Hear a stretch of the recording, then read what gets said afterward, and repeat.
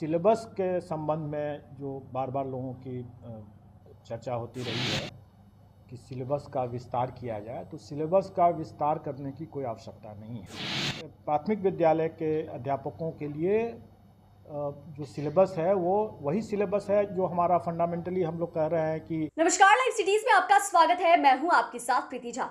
शिक्षक नियुक्ति को लेकर आज बीपीएससी के चेयरमैन अतुल प्रसाद ने प्रेस कॉन्फ्रेंस किया और कई सारी जानकारी भी उन्होंने दी। वहीं आपको बता दें कि सिलेबस को लेकर उन्होंने कहा कि सिलेबस में कोई भी बदलाव नहीं होगा। प्राइमरी जो शिक्षक होंगे उनके लिए एससीईआरटी जो है वही सिलेबस होगा और वही 9, 10 और 11, 12 के लिए एनसीईआरटी जो है वो सिलेबस होगा।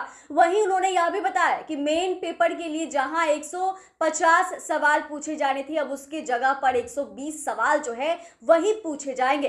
क्या कुछ कहते हुए नजर आ रहे हैं अतुल प्रसाद, सुनिए। जो सिलेबस के संबंध में जो बार बार लोगों की चर्चा होती रही है कि सिलेबस का विस्तार किया जाए, तो सिलेबस का विस्तार करने की कोई आवश्यकता नहीं है।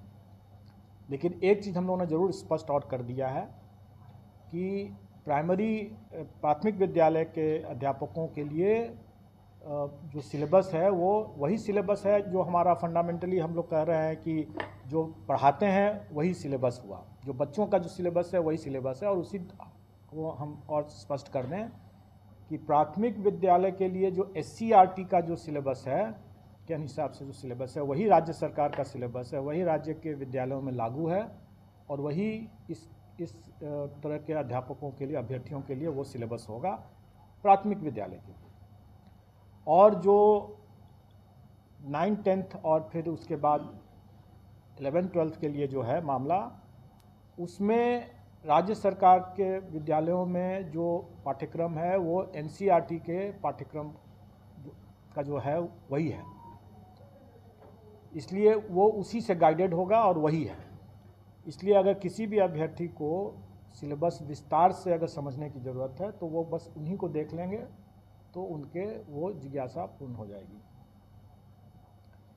दूसरा जो लोगों की एक मांग रही है कि जो भाषा की का जो है उसमें 100 नंबर का है और उसके लिए 2 घंटे हैं और मुख्य पेपर जो है वो भी 2 घंटे के हैं, लेकिन उसमें 150 मार्क्स का है।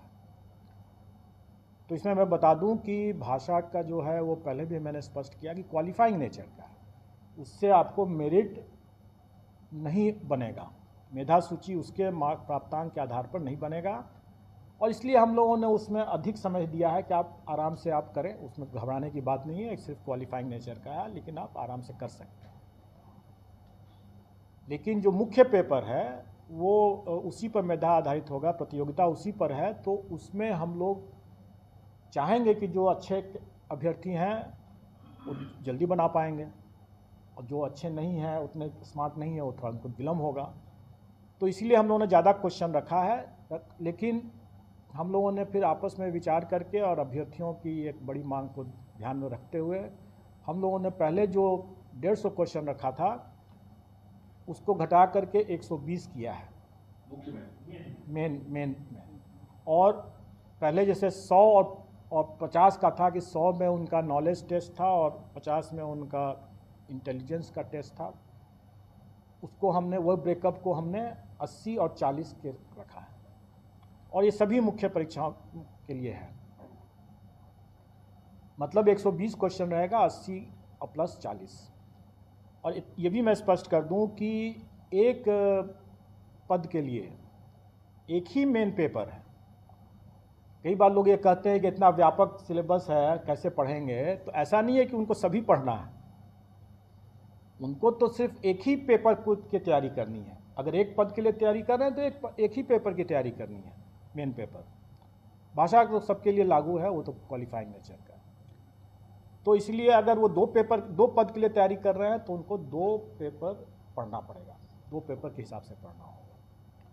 और ये भी है कि उनको जो अपना विषय उनका है, मतलब जिसमें वो स्टेट की परीक्षा पास किए हैं, उसी विषय से उनको देना है।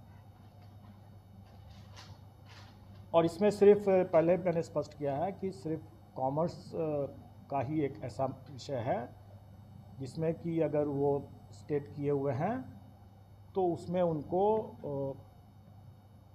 विकल्प है विषय का। उसमें 3 विकल्प है, अकाउंटेंसी है और एक बिजनेस स्टडी है या एंटरप्रेन्योरशिप है और एक और है, वो आपको सब विज्ञापन में सब मिल जाएगा उसमें। तो ये एक बातें हुई पाठ्यक्रम के बारे में।